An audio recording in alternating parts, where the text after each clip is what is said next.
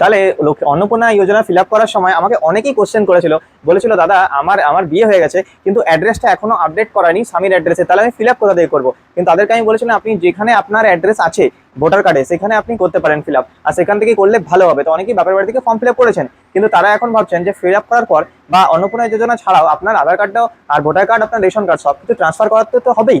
যখন আপনি বিয়ে হয়ে চলে এসেছেন নিশ্চয়ই স্বামীর বাড়িতে সবকিছু করবেন, তাহলে এটা করবেন কিভাবে? দেখুন এর জন্য আধার কার্ড আপডেটের বিষয়টা আমি কিন্তু head of the family base কি করে করতে হয় তার জন্য ভিডিও অলরেডি বানিয়ে দিয়েছি।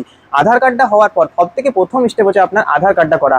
আধার কার্ডটা হয়ে গেল, তারপর আধার কার্ড অনুসারে আপনাকে রেশন কার্ডটা করতে হবে। তো এই ভিডিওতে আমি দেখাবো রেশন কার্ডটা কি করে আপডেট করবেন, যেহেতু এটা রেশন কার্ডের সিরিজ চলছে। ততএব ভিডিওটা আপনারা থাম্বনেলটা দিয়ে ক্লিক করেছেন রেশন কার্ডের জন্য, তো আমরা রেশন কার্ডটা দেখাবো। আর আধার কার্ডের ভিডিও অলরেডি বানানো আছে। তারপর রেশন কার্ডটা হওয়ার পর ভোটার কার্ডেরও সিরিজ আসতে চলেছে, একের পর এক সিরিজ আসবে।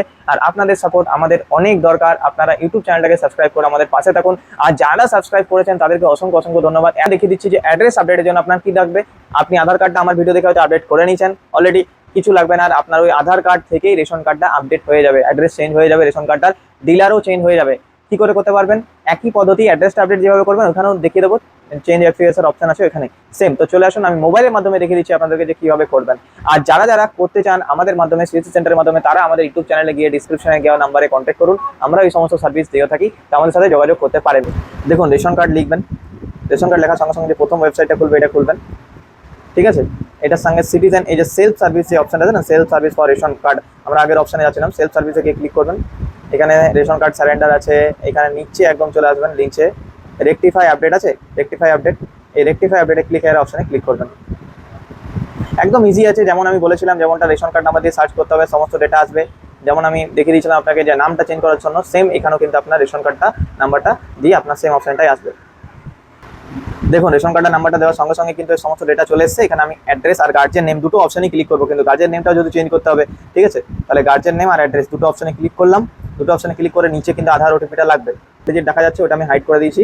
আই ডিক্লারেশনে ক্লিক করবেন, সেন্ড ওটিপিতে ক্লিক দেওয়ার সঙ্গে সঙ্গে কিন্তু এখানে অপশনটা খুলে যাবে, যেটা বলেছিলাম যে সমস্ত ডেটাটা খুলে যাবে। ভেরিফাই অ্যান্ড সাবমিট অপশনে ক্লিক করবেন। বাট ভেরিফাই অ্যান্ড সাবমিট অপশনে ক্লিক করার সঙ্গে সঙ্গে দেখুন গার্জেনের নামটা সিলেক্ট করতে হবে, যেহেতু আমি প্রথমে গার্জেনেরটা ক্লিক করেছিলাম।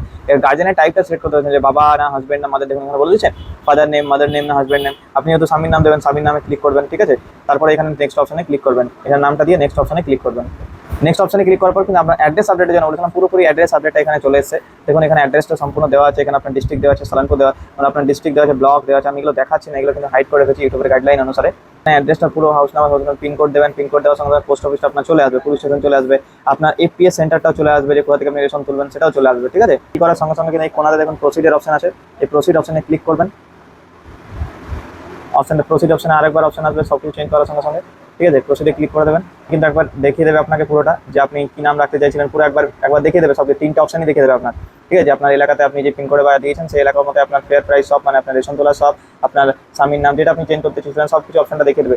আমি দেখাচ্ছি না ডিউ টু ইউটিউবের গাইডলাইন অনুসারে, ঠিক আছে। আপনি এখানে হ্যাঁ বা না অপশন যেটা আছে ওটাই শুধু দেখতে পাচ্ছেন হয়তো। তো আমি হ্যাঁ বা না অপশনে আমি হ্যাঁতে ক্লিক করলাম, ব্যাস হ্যাঁতে ক্লিক করার সঙ্গে সঙ্গে ইওর ডেটা সাকসেসফুলি আপডেটেড বলে লেখা উঠবে, একদম ডাইরেক্ট আপলোডেড হয়ে যাবে।